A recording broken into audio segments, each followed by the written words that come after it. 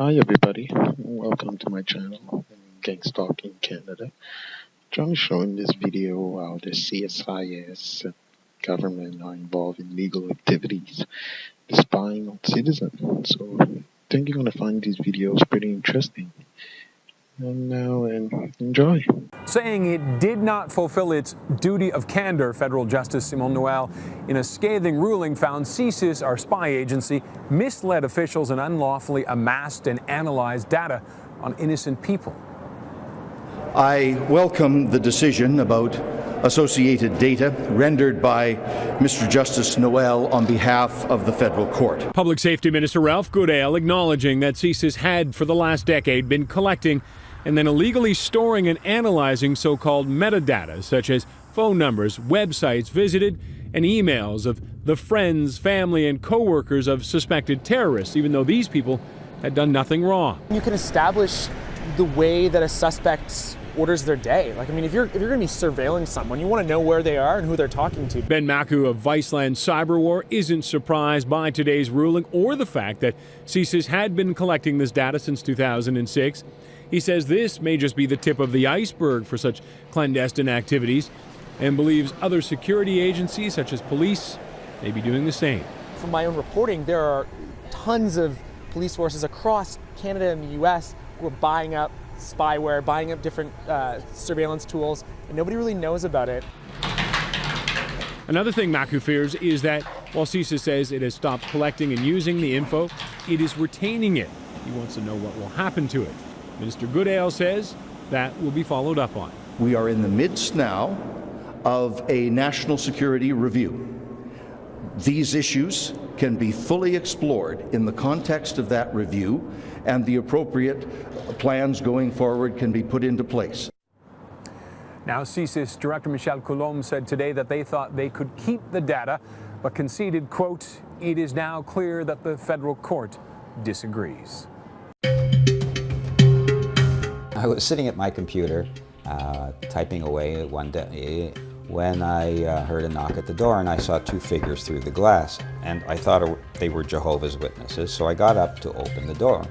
And to my great surprise, they weren't Jehovah's Witnesses at all.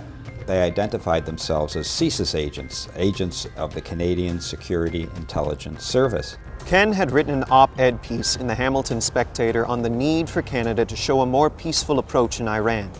CSIS had to check him out. I told them that everything I do is very public, letters to the editor, interviews on TV, public meetings in Hamilton, and I didn't feel the need to speak to them in private about it. So I asked them for their card. I took the card and I said, well, I had to get back to work. Have a nice day. I closed the door. Not all police agents come clean as to where they're from. Some arrive and pretend to be our friends. They talk like us, look like us, even pretend to be sympathetic to our cause. But they are not our friends, and they are not sympathetic to our cause. They are a special branch of secret police hired by our government to infiltrate us and gather intelligence. They are called the ISU JIG. And this man, Kevin Walby, knows all too well how they operate. Security and police organizations in Canada do infiltrate activist groups. They do embed operatives for sometimes several months. And one example was in Ottawa in the lead up to the G8, G20, where the ISU JIG had an operative embedded in the Ottawa activist community for 6 to 7 months, going to workshops, going to events, even living with activists for a couple months, producing intelligence, feeding it into the intelligence chain, and then eventually departing. I believe the operative's name was Francois. Interestingly, when I got back at my desk, 2 minutes later, I received a call from an imam in Toronto. At the end of the conversation, I said to him, you know what, I had this most unnerving experience just before you called. And I was visited by two CSIS agents at my door. And he said, are these CSIS agents da-da-da-da-da-da? And he went on to describe them in detail, their appearance. And I was astounded, and I said, how did you know this? And he said, because they visited me too, and a lot of members of our community. And he added, that no matter what the explicit message is that these CSIS agents deliver to you or to anyone else, the underlying message is always the same. We know what you're doing and we're watching you. In other words, intimidation. If you publicly disagree with any plan Stephen Harper has for this country, you're considered a multi-issue extremist. Protesting the oil sands? Guess what? Now you're a multi-issue extremist. Protesting the government's lax environmental laws? Now you're a multi-issue extremist. Are you a First Nations activist? An anti-war activist? How about just someone who protests violence? You're considered a multi-issue extremist, and now the government has to keep a close eye on you, whether officially or in secret. At one point, the Vancouver police were feeding information into the intelligence chain, and persons who, this is their language, had mental disturbances or who were mentally disturbed were also being referred to as multi-issue extremists. So what's interesting about it is that it is so elastic. It can be used to refer to almost any form of dissent or activity that police and security agents refer to as suspicious or cause for concern.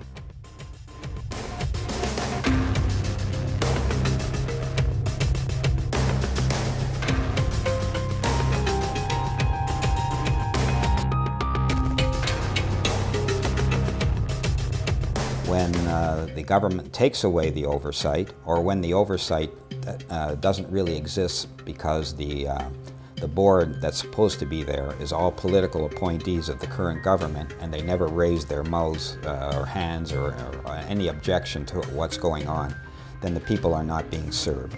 In other words, the police force or the security organization has a completely free hand to do what they want, and they know that they're not going to get their knuckles rapped. Criminalizing dissent allows Stephen Harper to freely promote wars, gut social programs, and get on with assaulting our environment and our planet. No prime minister can have the right to criminalize dissent. No prime minister should have the right. In fact, in the face of this secret surveillance and police activity, it has become our very duty to express dissent. For Operation Maple, I'm Scott Garland.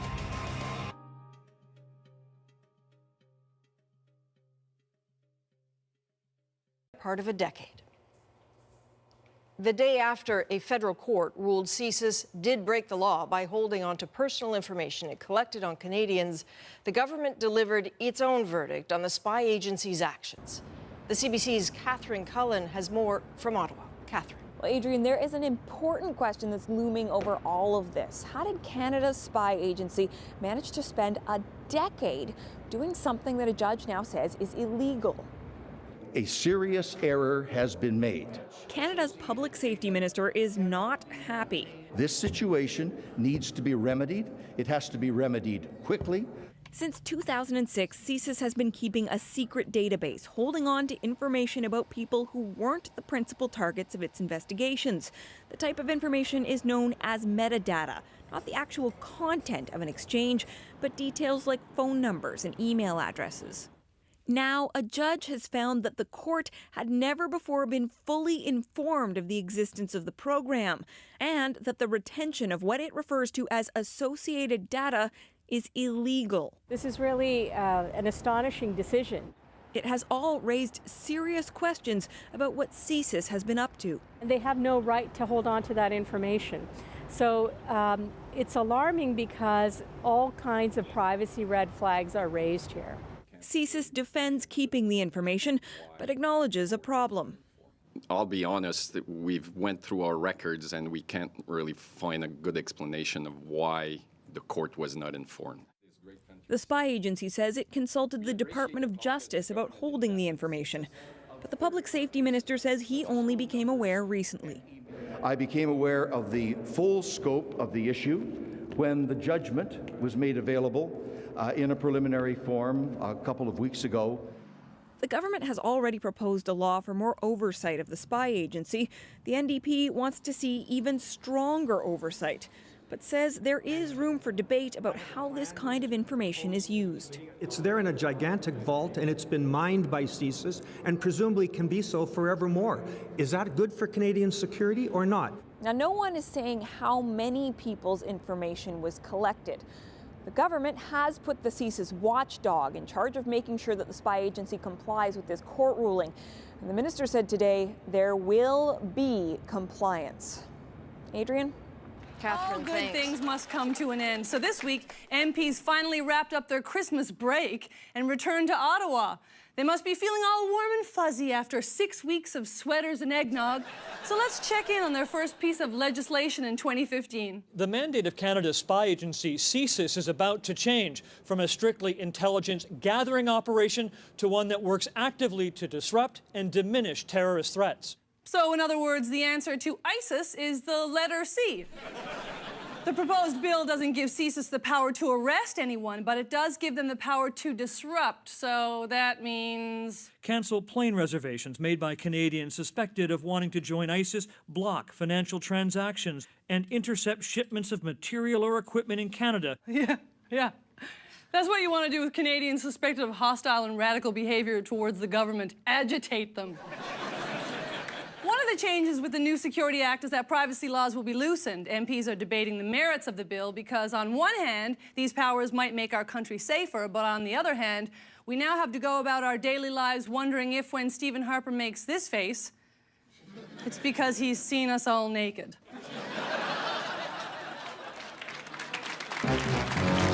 Hey, who are you guys? We're the CSIS Disruption Task Force. We understand you're not too happy with the government lately, so we've been called in. Oh, am I under arrest? Nope. You're under disruption. Ooh, not touching you. Not touching you. Stop that, guys. Try to be hilarious now. That's really We're not annoying, guys. touching you. That's really annoying, you guys. Not touching you. Disruption accomplished. Booyah. You guys are the worst. Scram, get out of here. But we'll be back.